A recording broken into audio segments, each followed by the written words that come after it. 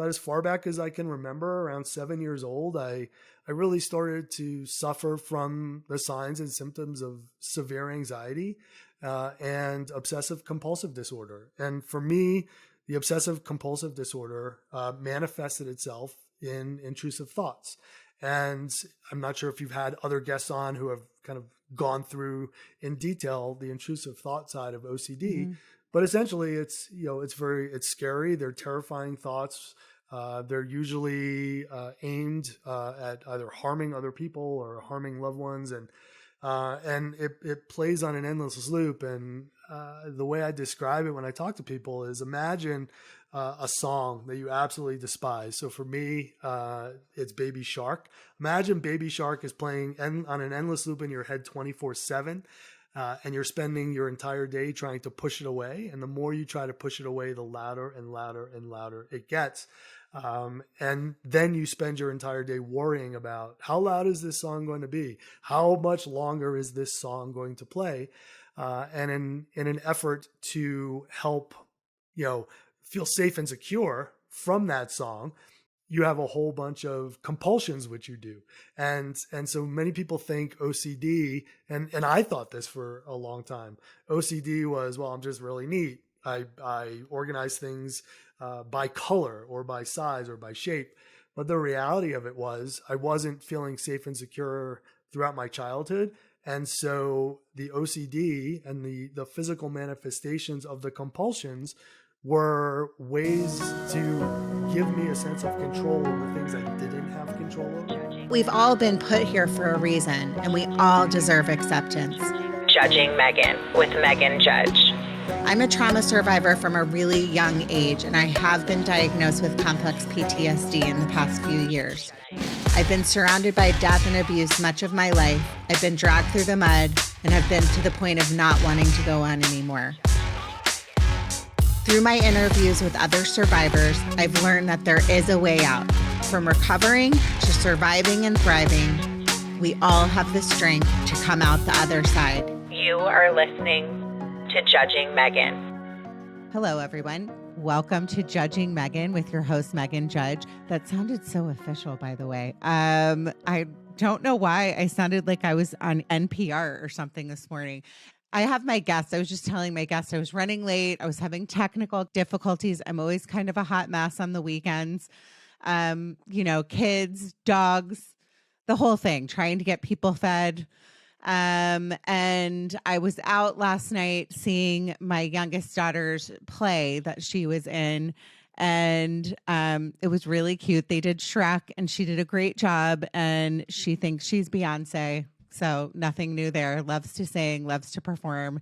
Have no idea where she gets it whatsoever. But secretly, the theater major in me is pretty excited that she seems to want to follow in her mom's footsteps and her dad's footsteps, for that matter, because her dad was an actor. I would like to, first of all, just a couple notes. Thank you for the reviews that you all leave me each week on Apple, Spotify, wherever you stream. It helps new listeners find me. I always appreciate it for my ego, because my head always needs to be a little bit bigger. If you're going to leave me a bad review, just don't do it. Or if you do it, just don't do it. I'm going to leave it at that. And then you can follow me on Patreon. I'm going to have some new episodes coming out with my husband in the next few weeks. It's getting to be summer, so things are going to be crazy with me at home with my kids. You can also watch my episodes on YouTube. I have kicked it up a notch after seeing a screenshot of what I look like with no makeup on and sweatshirts today. Eric, I am wearing a dress and attempted to put a little bit of makeup on. So there's that. I would like to introduce my guest today. Erik DaRosa is also a mental health podcaster, and I love the name of his podcast because it's very similar to if you look on the cover of my podcast, I say from sharing stories of surviving and thriving. His podcast is called From Survivor to Thriver, and he is the co-host of that podcast. He is also founder and CEO of From Survivor to Thriver. Welcome to the podcast, Erik. Thank you so much for having me on. And let me first say congratulations on is it now 500,000 downloads since you started your podcast? Well, Eric, not to brag or anything. No, I'm just joking. Yes, I started in 2020, in October of 2020, drooling. There was nothing going on in 2020. Nothing going on. Well, except on. me like losing my marbles in my house and like going through the worst experience of my life, pretty much. That's not true. It was just, that's why I started it. So we'll hear about why you kind of like got into your story and why you started your company and your podcast. But yes, you know, not to talk about myself, but I will. When I started this, and you're a podcaster too, I was like happy if like 5 people listened. And then the podcast in time, they grow. They can be difficult sometimes to do. You have to, it's a real job. I always tell podcasters that come to me and they say, I want to start a podcast, have an agenda, and know that you're not just, it's not going to be easy. It's very time consuming. It takes a lot of work. And again, I was joking about like bragging before. I am just so thankful if I help, like I say this a lot, and I'm sure you do too, that if I help one person or 2 people every episode with whatever they're going through, then this is all worth it to me. And I am so beyond grateful. So thank you, Eric, for pointing that out for my ego. Sure. Really no, and you're absolutely it. right. When we started our podcast, so it was in January of 2021, and there was, something going on around that time. We're just not. It was probably a new variant. Yeah, we're just not going to talk about it. Omicron or whatever it might be. But when we started the podcast, it was exactly that. And I remember very early on, Mark, my co-host, very close friend, he was saying like how many downloads we're getting. And I said, stop. Yeah. None of this matters. First of all, when we started, I had never listened to a podcast before. It was something that I knew the message needed to get out, that a lot of other people were struggling. I was struggling, and I had the tools. I had been through therapy. I was and still am medicated, all of the things. But I thought, if I have all of this and I'm struggling, what about the other 7 billion people that are out there? And so we started it, and it was exactly that. It was shattering the stigma around mental health conversations. But I think even more than that, it's become, if we can change, even if it's for 30 seconds. We know if you can alter somebody's thought pattern for 7 seconds, you can interrupt that pattern. You can change, somebody who may be thinking of self-harm, gives them enough time to stop. So I always thought, if we can change the trajectory of somebody's journey by listening to just one episode, check the box, job done. I don't care how many people listen. And very much like you, I've been blown away by comments I get, feedback I get. About a year ago, we were recognized by Katie Couric as one of her up and coming favorite new mental health podcasts, and so just all of these things that come about because of it are wonderful and amazing, as you were just saying. But the core message for us is still about helping people find their voice, building community, and letting other people know they're not alone. Okay, I love you. That's amazing and so true. And I forgot to mention, part of the reason I'm really featuring people like you is because it's Mental Health Awareness Month, and we're closing it out. It's the month of May. And I love what you said. I think the suicide rates, I talk about this all the time, are the highest, especially in adolescents and teens and kids, than it's ever been. And exactly along the same lines of what you're saying, you just knowing that you're not alone, I felt so alone when I was in my darkest time of my life, dealing with just major depression and anxiety before I started this. And like you, I didn't know what I knew what a podcast was, but I thought it was like kind of like really smart people that sat in, like, I didn't really understand what one was, except that my friend had one. So I was like, somebody said, oh, you're creative, you should start a podcast. Then I figured out what it was. And you go along And I just think that's wonderful what you said. And I can already tell I'm a big fan. So Thank you. Thank you. let's kind of start with your story. I know that you told me that you are a big skier and you live in Aspen. I am so jealous. One of the most wonderful places in the country. Tell me a little bit about your upbringing and where you're from. Sure. So it's kind of a funny story. Here I am living in Colorado. Skiing is my life, and marrying it up now with skiing and mental health. And I had shared with you earlier in the week, I was like completely blown away and honored when Ski Magazine reached out to me to write an article for Mental Health Awareness Month, and it got published and was in the Tuesday online, and so people can check that out. But growing up, it was really interesting. I grew up in New England, so I grew up in a very small town in southeastern Massachusetts called Somerset. And so many people think that as a kid, I grew up in the East Coast version of the Colorado Rockies. So I must have skied. I must have done all these winter things. And the reality is I had never skied. I was not a big fan of the snow. I wasn't a big fan of the cold. And it wasn't until my wife's 33rd birthday, and I write about this, that I was like, what am I going to get her? What am I going to do? And I called my mother-in-law, who I have a very close relationship with. And I said, you know what I'm going to do for Amy? I'm going to learn how to ski. Now, my wife had been a lifelong skier. And so I used to hear a lot about her trips to Vermont when she grew up in New York. And then I heard a lot about her trips to Colorado.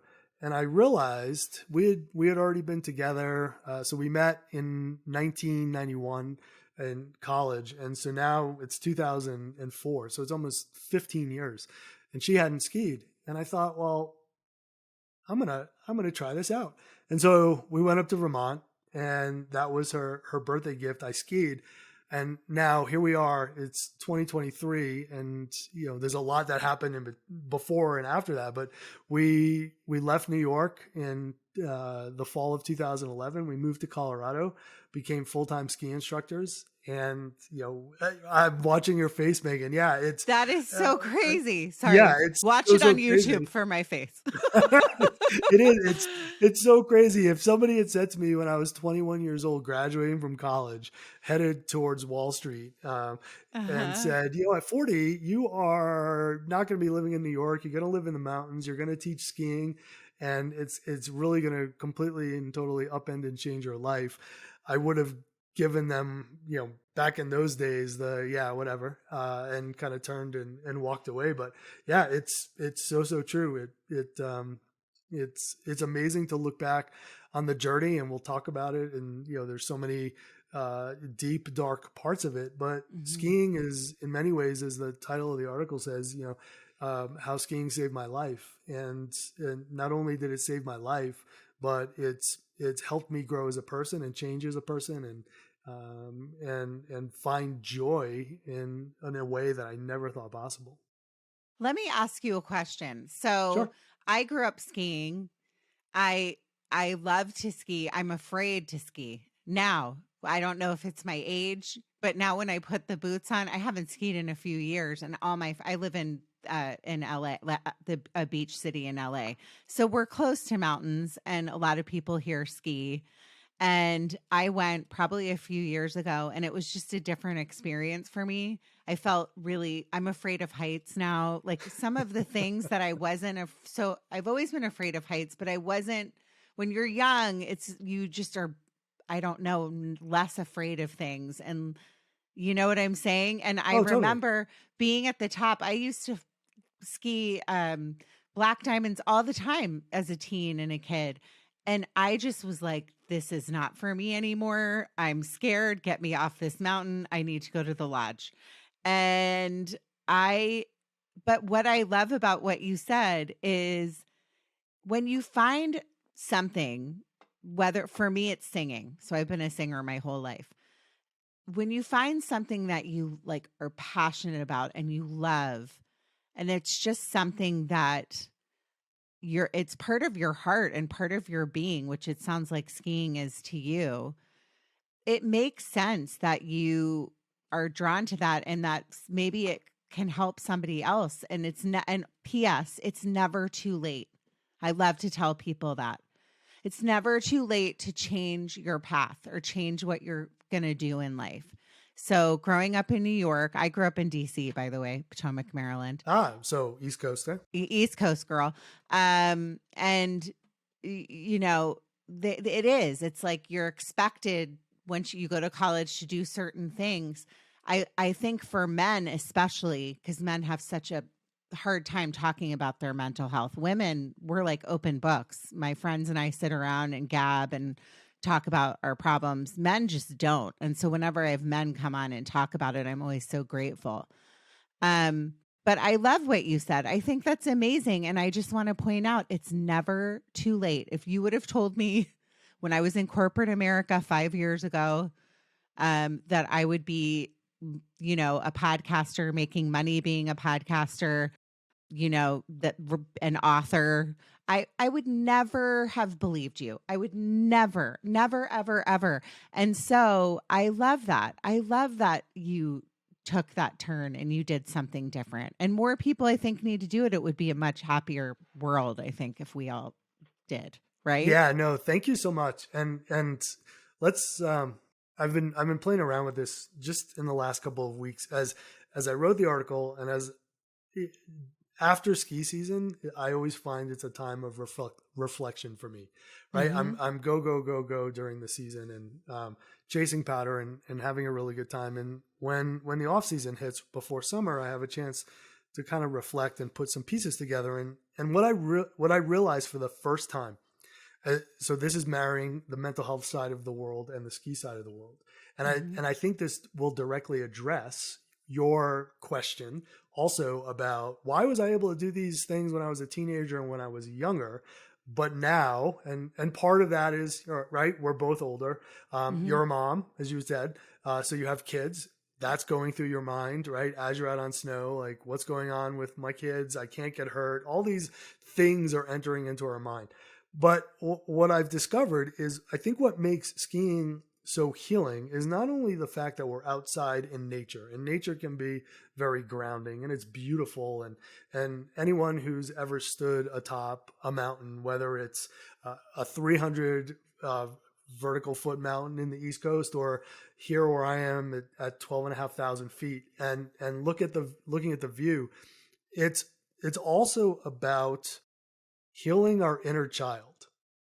And I really realized this a couple of weeks ago that what has been so amazing for me is I've had the ability to go back, even though I'm adult Erik on the snow, I go back and I ski like I'm 7-year-old Erik, like I'm 10-year-old Erik, like I'm teenage Erik.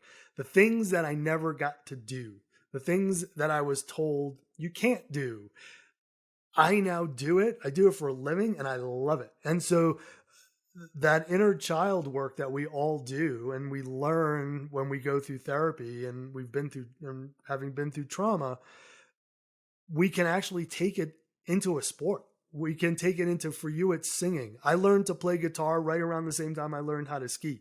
So many of the things I do in my adult life, I have picked up from the time I was 33 and on. And it's really helped ground me, but it's helped to heal that small child, right? Who went through all that emotional childhood trauma when I was younger. And I get to do these things on my own terms now. And I get to enjoy them on my own terms. And I get to share them with little Erik, who never got to experience them back then. Let me ask you, because we're kind of talking about our wounded selves, or like I had a very hard childhood myself, very traumatic, was diagnosed with complex PTSD a few years ago. Tell me, let's kind of talk about your story and why you are where you are. But what I do want to piggyback on what you just said is I love that. And I love too that you play the guitar. It's sometimes I think that people that struggle with their mental health, this is just an observation. By the way, I'm not a doctor. Neither one of us is doctors. Neither one of us We're frequent flyers, as I like to refer to myself as. Yes. Yeah, exactly. But do you find I'm very right-brained? So all the things that like music, like for you, guitar, singing, it kind of makes sense. So many of the guests I've had on, I've found that struggle with their mental health are artists. I mean, think about the best musicians and composers and artists and athletes, many of which are right-brained human beings, struggle with major depressive disorder, schizophrenia, bipolar, all of these things. So it does kind of make sense that what we find healing in our lives is, I mean, music to me is my happiest place. My happiest time is when I'm singing. It sounds like that's skiing for you or playing the guitar. Mm-hmm. So I just wanted to know, can you tell me, I'll start with just about your story and what the trauma was, and then we'll kind of go from there. Sure. And just to follow up on that point, for the Go longest for it. time, and now I realize I boxed myself in as a left brain person. So I went to school, and I graduated with an economics degree. I went and got my MBA. I spent 18 years, on Wall Street and then in corporate finance for a Fortune 500 company in New York City. And people would always ask me, are you right brained or you're left brained? I'm like, oh, it's not even a question. I'm left brained. It's all about like spreadsheets and finance and math and these things. And in the last, 10 years or so, as you had just said, I've realized, wait a second, I really am right brained. I've suppressed it forever. But once I allowed that creativity to come out, whether it be through, skiing or mountain biking, or as you said, playing guitar. And I just had the chance to be down in Nashville at volunteer at a music therapy retreat with a friend of mine, and just watching the songwriting process and playing along. Like, yeah, I'm realizing more and more the right brain is who I am. But yeah, to back up to my story, about as far back as I can remember, around 7 years old, I really started to suffer from the signs and symptoms of severe anxiety and obsessive compulsive disorder. And for me, the obsessive compulsive disorder manifested itself in intrusive thoughts. And I'm not sure if you've had other guests on who have kind of gone through in detail the intrusive thought side of OCD. But essentially, it's scary. They're terrifying thoughts. They're usually aimed at either harming other people or harming loved ones, and it plays on an endless loop. And the way I describe it when I talk to people is, imagine a song that you absolutely despise. So for me, it's Baby Shark. Imagine Baby Shark is playing on an endless loop in your head 24/7. And you're spending your entire day trying to push it away. And the more you try to push it away, the louder and louder and louder it gets. And then you spend your entire day worrying about, how loud is this song going to be? How much longer is this song going to play? And in an effort to help, feel safe and secure from that song, you have a whole bunch of compulsions which you do. And so many people think OCD, and I thought this for a long time. OCD was, well, I'm just really neat. I organize things by color or by size or by shape. But the reality of it was, I wasn't feeling safe and secure throughout my childhood. And so the OCD and the physical manifestations of the compulsions were ways to give me a sense of control over things I didn't have control over. Switching the lights on and off 3 times. For me, everything was done in threes. So it was all about, checking the knob of the door 3 times, checking the knob on the stove 3 times. And if I felt as if I did those things, everything would be fine. I would be fine. People around me would be safe. If I happened to forget to do it, or I happened to do it more than 3 times or fewer than 3 times, something terrible was going to happen. And so I was trapped in this endless loop of anxiety and OCD, and one feeding on the other, and just continuing to think like, wow, I am so fucked up. And this was even through my adolescence. And I thought, I'm broken, I'm unfixable. Why am I not like all of the other kids? Right? We all know that's not true. But that's how I thought at the time. And so I kept it a secret. I never shared my secret with anybody. I didn't tell friends. I didn't tell family members.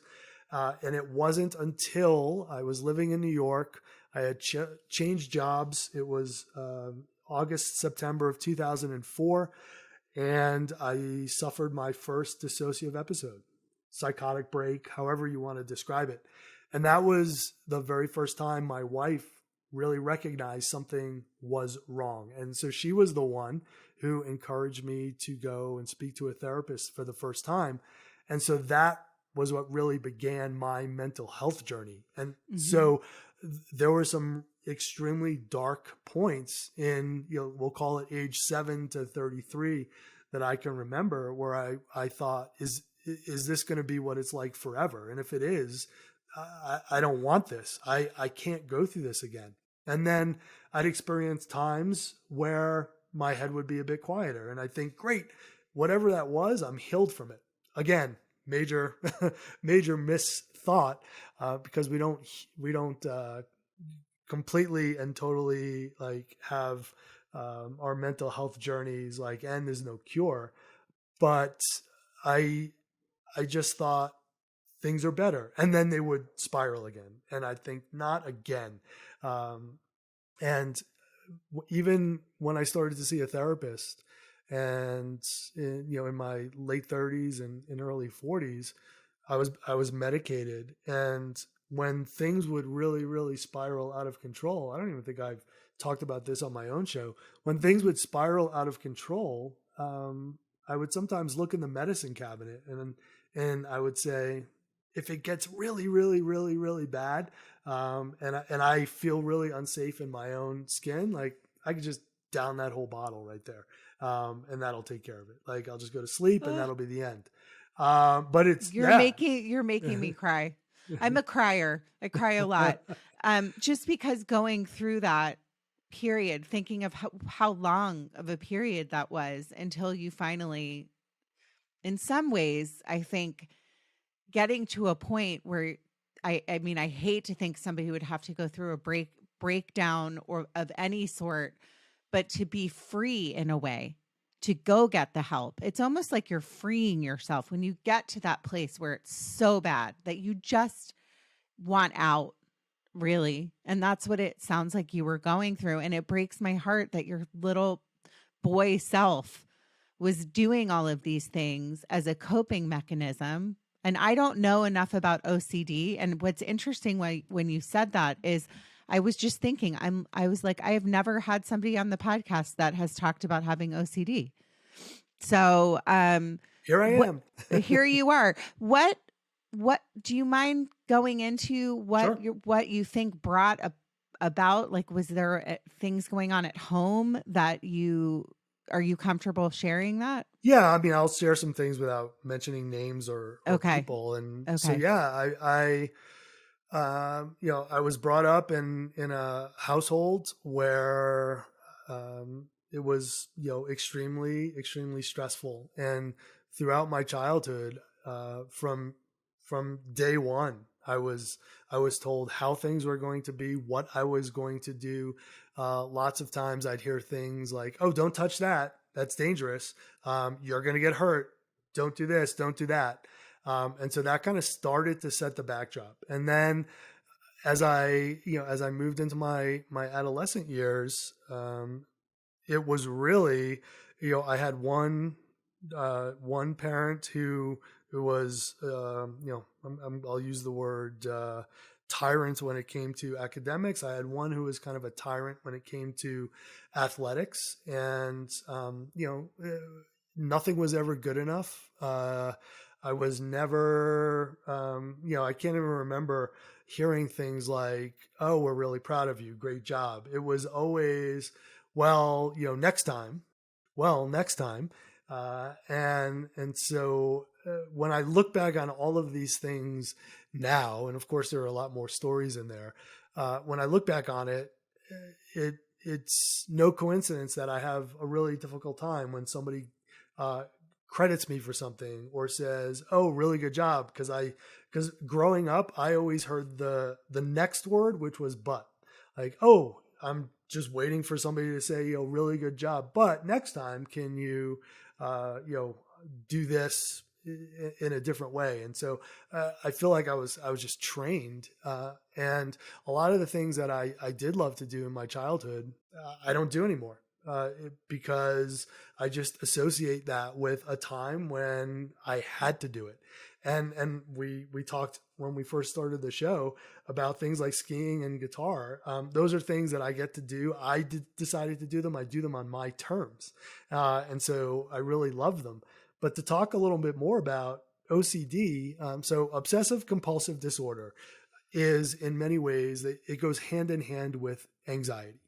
And so there's the obsessive side, which is, as I was talking about earlier, it's often thoughts that go on in our head that we obsess about. So that's hence the obsessive side of obsessive compulsive.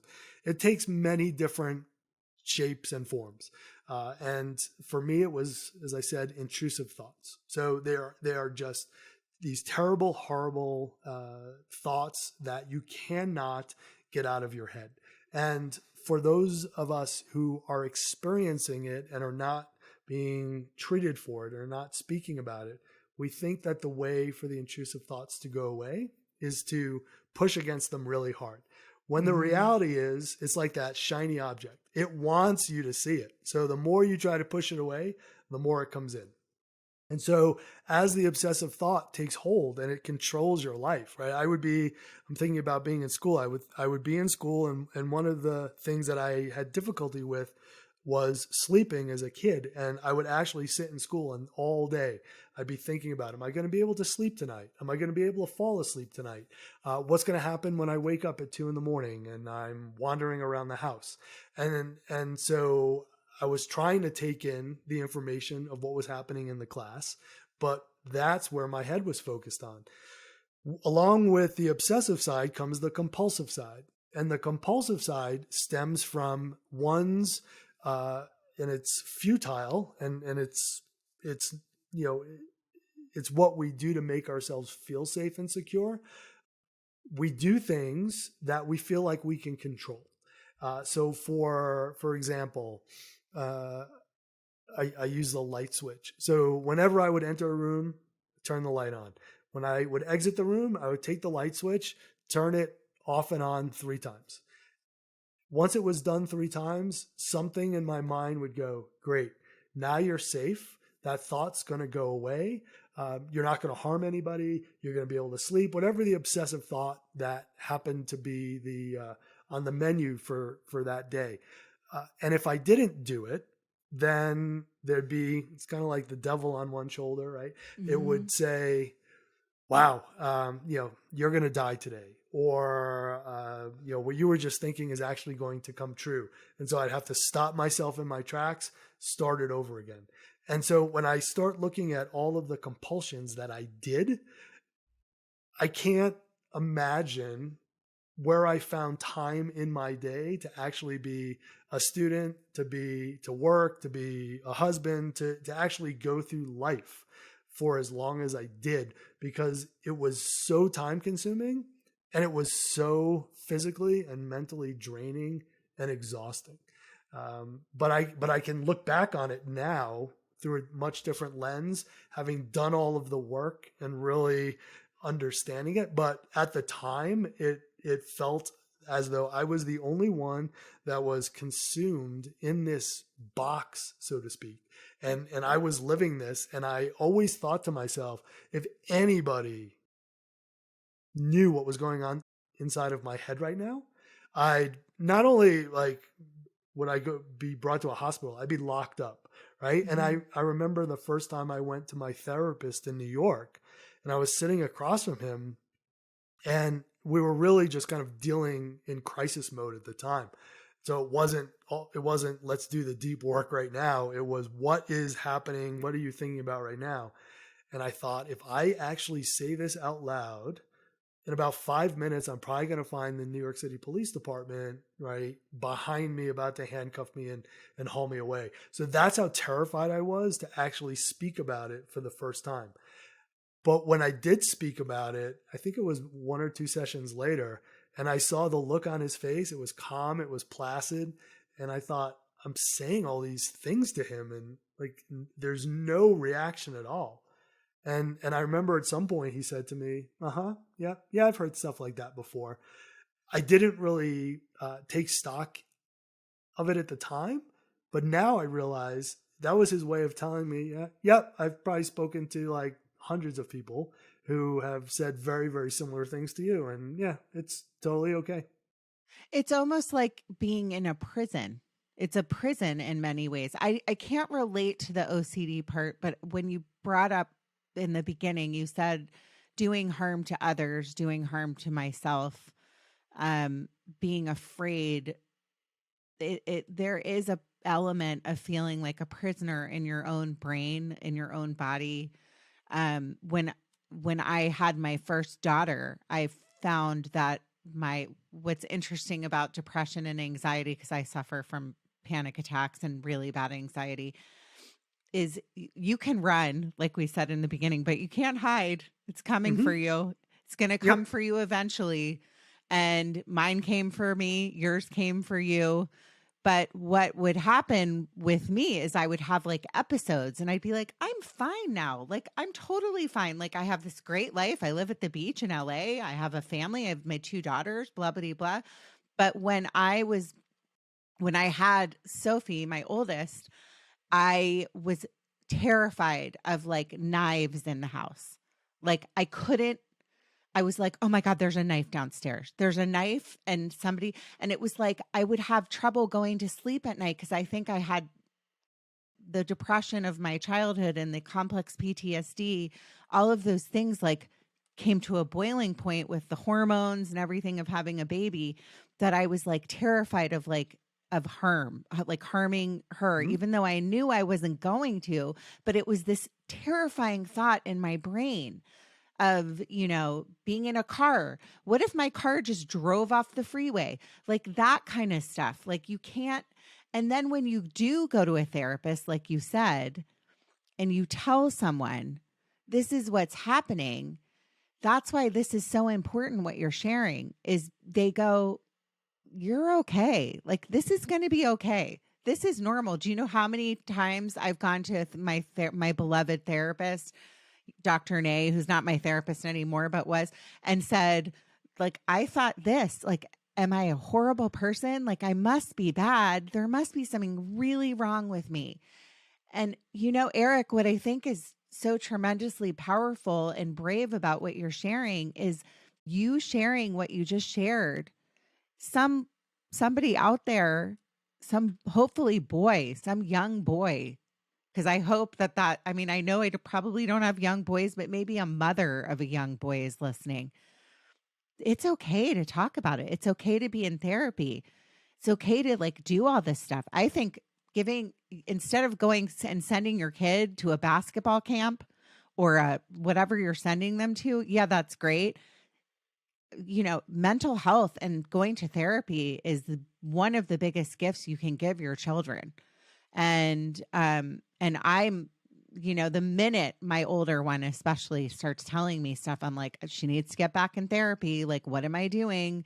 This is important. So thank you for sharing that. Cause it really honestly makes me feel like you're really helping people. Thank you. Yeah. And as you were talking about the knives thing, it got me thinking about a couple of things, and one, very similar thoughts for me. And I remember it was my therapist here in Colorado, and I went through a pretty dark patch in the fall of 2021. And I remember saying to her, as I was going through some of the thoughts that were coming through into my head, and I was like, oh, I'm just this horrible person. And I would even do things like I have terrible handwriting. I've had horrible handwriting from the time I can remember. And so the links I used to put together, I'd be like, well, I have terrible handwriting and I have these thoughts, so I must be a serial killer, right? That's how fast thoughts would travel through my brain and go from like 0 to 100 in no time at all. And I remember having this conversation with her, and her response, she looked at me and she goes, serial killers actually wouldn't even think about like, No. or feel bad. Or, people who obsess about these things, it's because it's so far away from who you really are as a person and your character. So that really opened the lens for me. But the knife thing is interesting. I have a really good friend, Zach Westerbeck, and he has a podcast all specifically aimed at OCD. And he and I were on a chat the other day, and his wife was on, and she was explaining some of the things that they do in their house, where now, and similar to our house, where we can actually talk openly and honestly about these obsessive thoughts. And she had said, sometimes, Zach will be in the kitchen and he'll go to pick up a knife, and she's like, and I know that can be a trigger for him. So I'll pick up a knife too and be like, are we going to go at it? And the two of them, start laughing. And I think at some point in our journeys, and for somebody in your audience who's listening now, who may be thinking, wow, I just can't see a way through this. I don't even know where to begin. Trust me when I tell you, it does get better. There is a light at the end of the tunnel, even if you can't see it now. And in time, you'll be able to look back on these things, and rather than dwelling on them with dread, you'll actually, and it's part of what we do on our show. There can be comedy to it. And I think in many ways it's healing and helpful to be able to look at some of the things that we go through and kind of laugh a little bit about it and joke a little bit about it. And that's part of the healing. 100%. And I think that if more people shared, instead of going to like couples dinners, like you go out with a new couple or like whatever, it's always like, I love going to dinners, but it's always like BS conversations, Yeah. I love that you have, it's not always, but it's always like the political climate, our kids, ha ha ha, what are you doing this weekend? Like, wouldn't it be great if we just said, you know what, like work sucked this week and I really am upset. I'm really having a hard time right now. Yes. I just wonder if maybe we wouldn't be in the climate that we're in right now, because it just feels like the world is a complete shit show. And I'm so stressed out about just what we're going through and the realities of like what people are doing and the shootings and all of these things, these young boys, and I do talk about shootings a lot. But if we just could like get people in to talk about these things like you, instead of carrying this from 7 to 33 and then having a breakdown. I mean, you actually lived a life. You should have been dead probably way younger than that. Right? Sure. Oh, absolutely. And yeah. Go ahead. And maybe I did, and I just don't remember it because I was young, but I can't believe that it wasn't until 33 that I finally broke. And then I made the mistake of thinking I'm totally cured a year later. So I took myself off my meds. I stopped seeing my therapist. And, we all know what happened a year after that. I broke it again. And that's when I realized. So the first time it was really my wife saying, right, you really need to seek help. So I sought help and I thought, okay, I'm fixed. The second time I realized, whoa, wait a second. There is no like cure for this. This is something that I will be, and I'm not going to use the word battle because it is not a day in and day out battle. So sometimes when I hear people say that, I'm like, you're not really helping other people, right?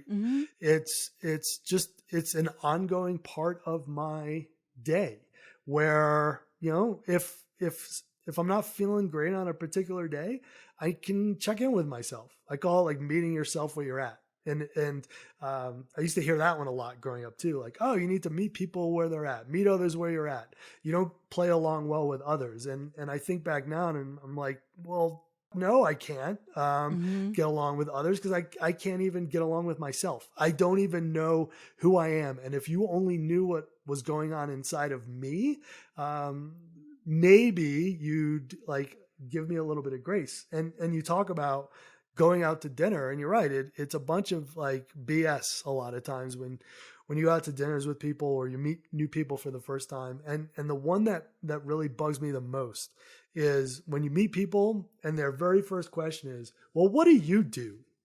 Ugh. I'm like, Yeah. why does that matter? Are you Well, about you live to in define me for my job? Aspen. You live in Aspen, so that's like the Hollywood of Colorado, Yeah, well, right? no, I live in Snowmass Village, so thankfully Okay. I'm 9 miles away from the But it's the same thing here. It's the same thing. Yeah. Everybody's like, what do you do? What do you do? And it's Yeah. like, would you really want to know what I do? Do you Yeah. really want to know my story? And that's why I'm like you, I'm an open book. I'm like, I don't give a rat's ass that you know that I was diagnosed with complex PTSD. Mhm. When I got to that point where I was freed. I'm not on medication right now. Perhaps I need to be back on it.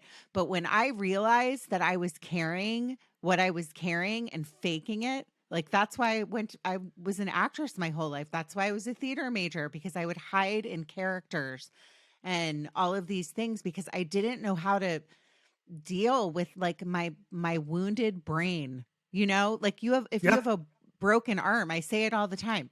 Or Shaylee Hugendorn, who was just on. There's such a stigma, and she's a wonderful lady. And just like you, she's like, it's not like a life sentence. Yes, I'm going to have like bad days again. Like I am diagnosed as bipolar. I need to be on medication for the rest of my life. What if you were diabetic? You need to be on diabetes medicine for the rest of your life, or you won't live. It's the same Yes. thing, right? It is the exact same thing. I love how you put that.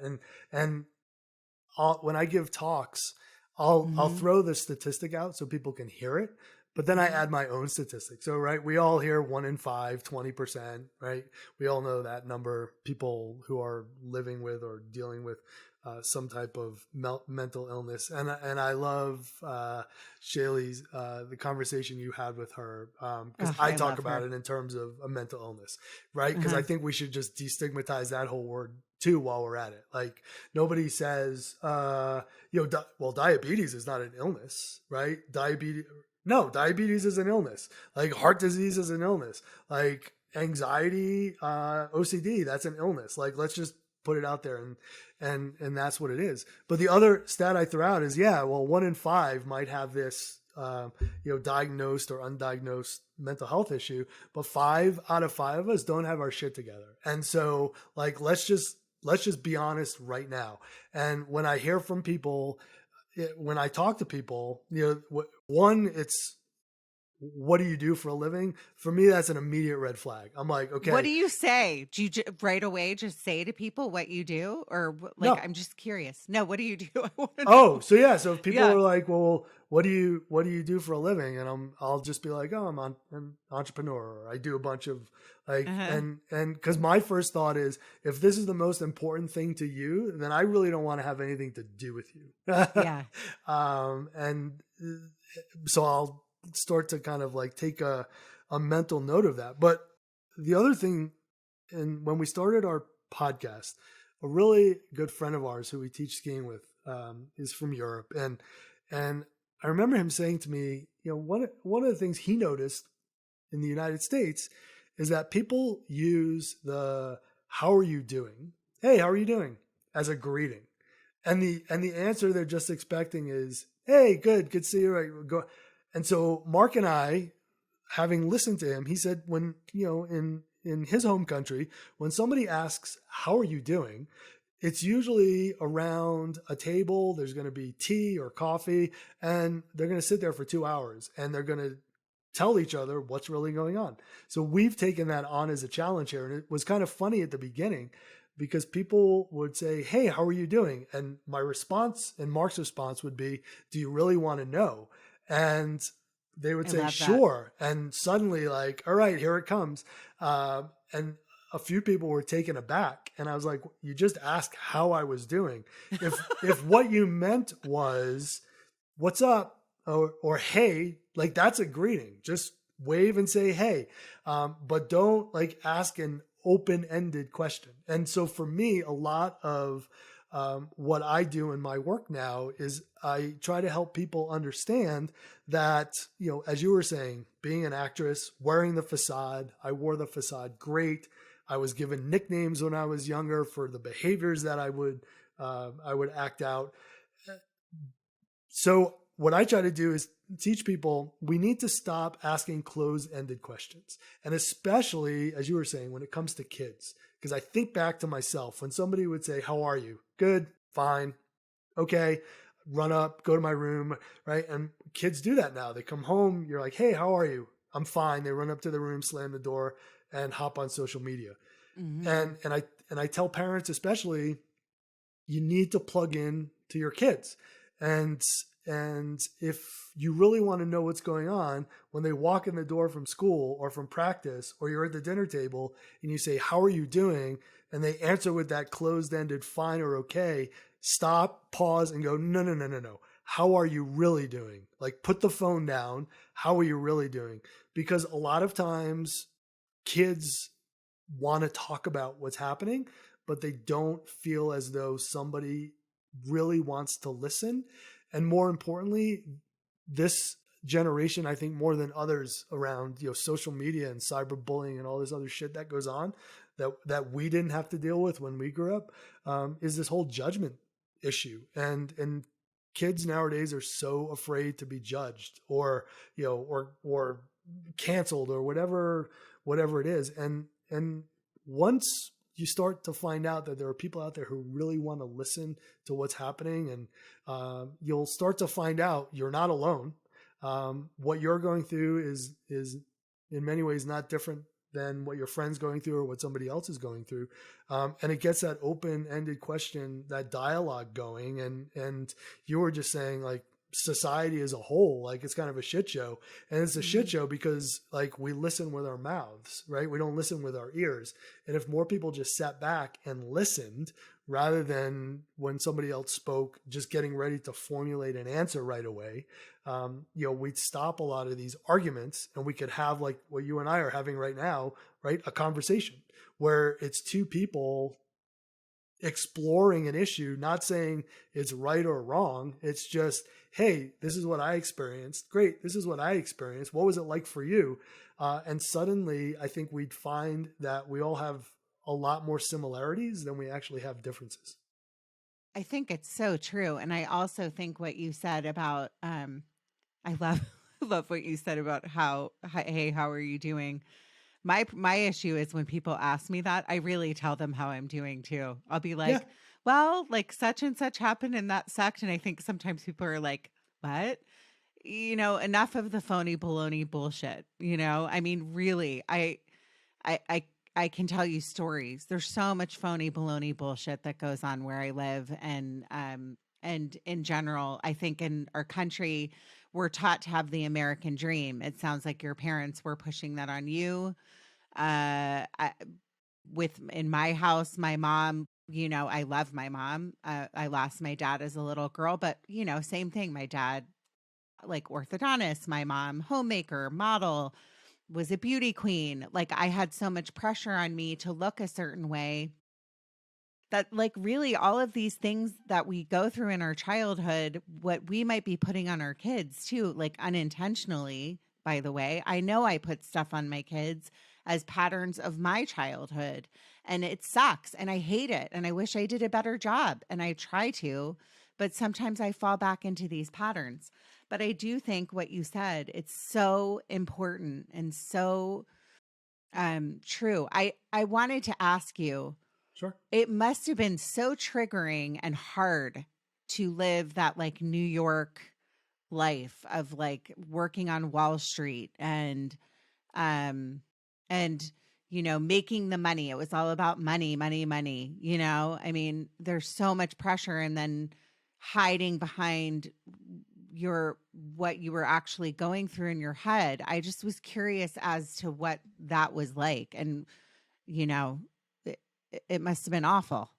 Sure. It's, I never really put the links together until, the last decade or so, since I moved away from New York and had a chance to reflect on what what a contributing factor stress was to my overall both mental and physical health. And throw in there, we lived in New York City. We were there on 9/11. We know stories and we know people who got out. We know people who didn't get out. Mark, my co-host, his wife worked in the Trade Center at the time. My wife worked in the Trade Center in between, the bombing in 93 and then the one that ultimately, unfortunately, took the towers down. But yeah, it's my whole life during that period was what I now realize what other people wanted me to be, who they wanted me to be and what they wanted me to do. And yeah, making a lot of money, right? It kind of becomes this self-fulfilling prophecy, like, oh, I've made a lot of money, I'm going to make more. But then you quickly realize, and I've had many people talk to me, they won't go on the show because they don't, and I understand, I'd love to shatter that stigma, but a lot of people in the Wall Street community don't want to speak openly about what they're going through out of fear of, somebody else finding out or losing their jobs. And so I feel like here I am, and I can get on that soapbox.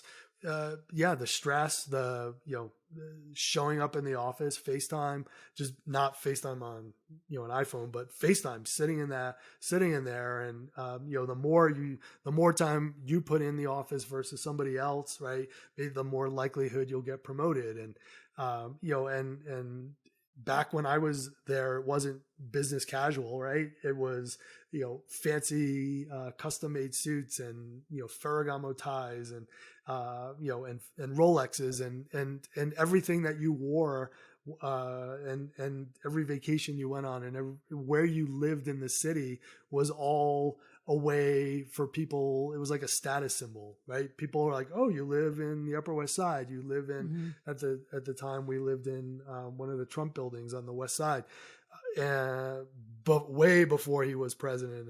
And, but it was all about like what was happening on the outside, while on the inside, I was crumbling. I was falling apart.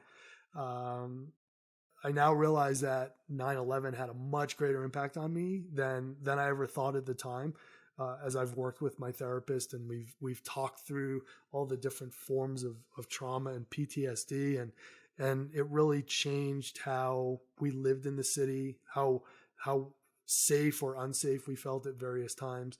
But yeah, being on Wall Street is one of the most stressful experiences I've ever gone through. And I was lucky. I recognized, it took me a long time, but I recognized that wasn't who I was.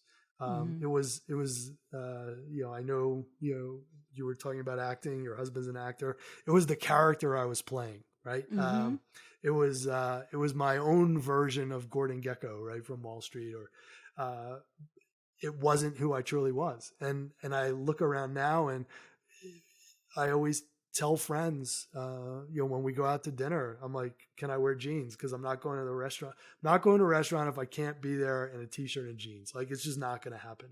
And when I travel, it's like one pair of jeans, bunch of t-shirts. I'm in a hoodie right now, like this, full of ink everywhere. Like that's who I really am.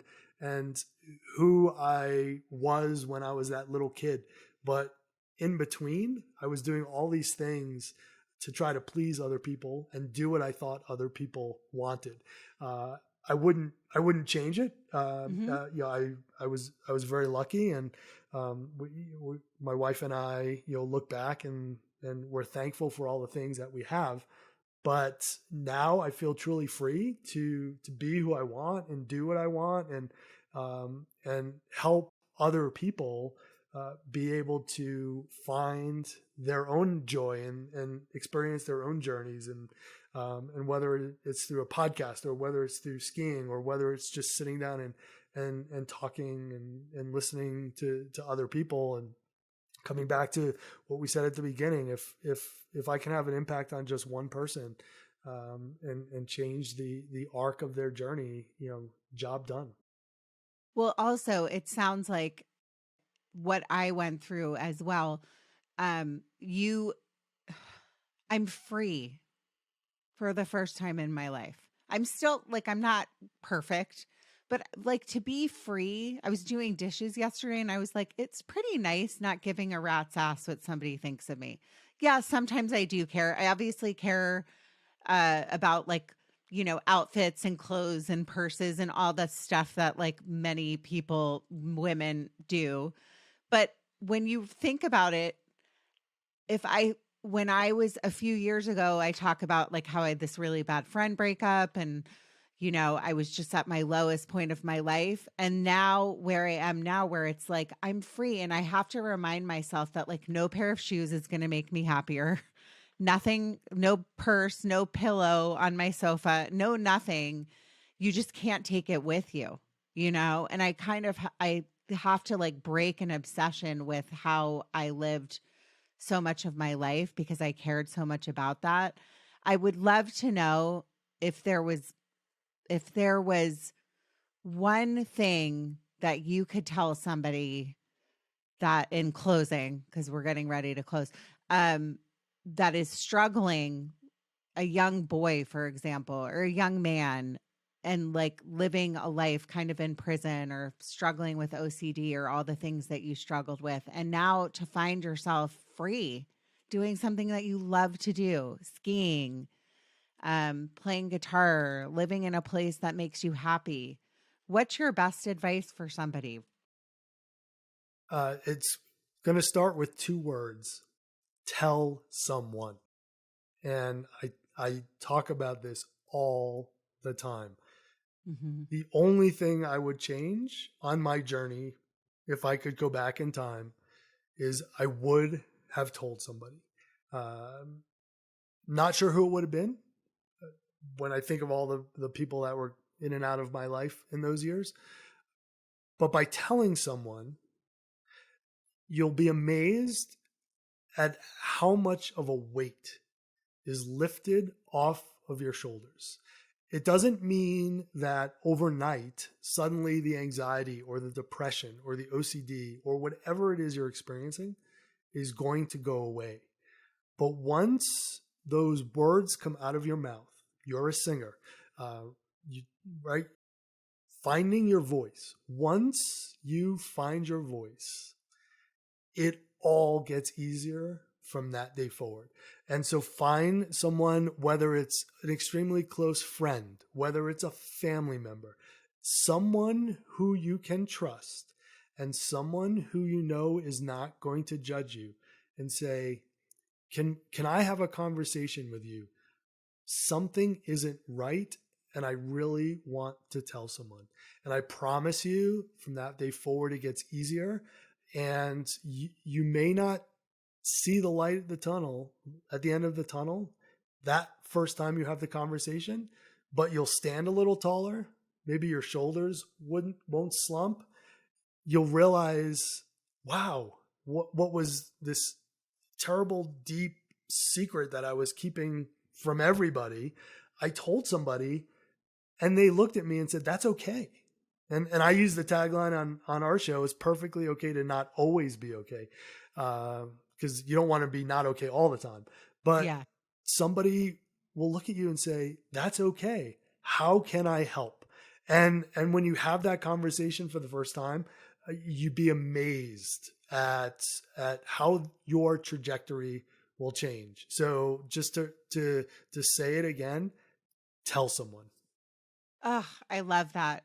And to piggyback on that too, if you're going to a therapist, I say this a lot, and you're not clicking with that therapist, there's other therapists out there.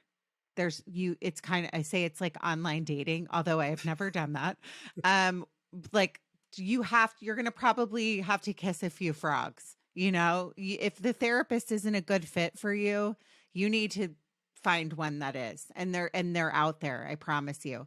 I hate to plug BetterHelp, but I personally, they're one of my sponsors. I really did use them and I was matched up with a great therapist. Extra ad for you, BetterHelp, this week. It's such an honor to meet you. Like I say a lot, like some days I'm dragging and I'm like, oh, I had the worst morning. I dragged myself out of bed. I just was feeling crappy. I was all stressed out. And then I got to sit here and meet somebody like you. And it's really honestly an honor. I hope that we keep in touch. And just to give you a quick plug, give my listeners where they can find you, your socials, your podcast, etc. Sure, absolutely. And just a really quick little anecdote to that, so people understand that we still all go through all these things all the time, right? And I remember I'd seen your show somewhere, and I was like, oh, I need to find out more. So I found, and then there was the page where you could apply to be a guest. And then I started looking at all the people you've had on the show, and here comes the imposter syndrome, right? And I was like, well, I'm not some famous doctor, and I'm not some famous author, and I'm not a famous actor. And I was like, but you know what?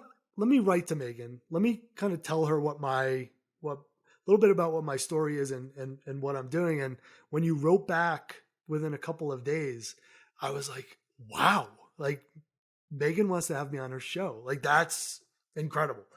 So the honor is all mine. I'm very thankful. And when we get off, we'll chat because you need to be on our show. There's so many similarities. Oh, I would love to. But can I just say something about what you just said?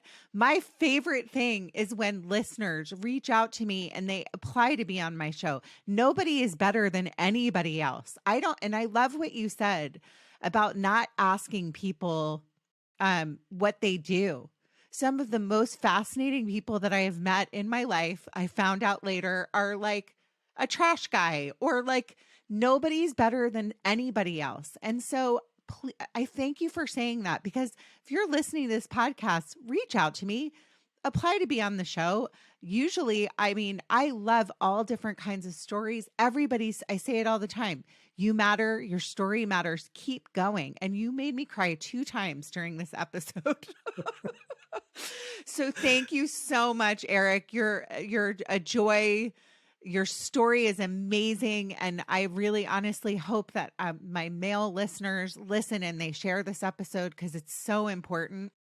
And in closing, be happy by making other people happy. Oh, wait, Erik, I forgot to ask what your socials are. Yeah, really the quick quickly. plug. So, we got sidetracked. So the podcast is called From Survivor to Thriver. New episodes come out every Tuesday morning, and you can find us wherever you get your podcasts. You can find me on Facebook and Instagram. It's Erik, last name DaRosa, DaRosa. I'm also on LinkedIn. And if you go onto my Instagram, what you'll see is a fun mix of skiing and mountain biking and all of my fun adventures. I try to keep and my wife has been really good at helping me with this. I try to keep my personal life pretty personal, but I do try to put out there some inspirational things that I'm doing here in the mountains and with our show. So I'd love to hear from you what you thought about this episode. I'd love to hear what you think about our show. And I always say this in closing. If you do feel as though something isn't right and you don't have that person in your life who you feel comfortable with, or somebody that you have the ability to feel safe around and have a conversation, please reach out. I'm happy to be that listening ear. And luckily through our show, and I know through Meghan's show as well, we have access to people and resources, and so we can certainly help guide you in the right direction on your journey. And Meghan, thank you again so much for having me on. This was an amazing conversation. It was the best. Okay, second closing. Remember, everyone, be happy by making other people happy. Thank you again, Erik. Judging Meghan with Meghan Judge.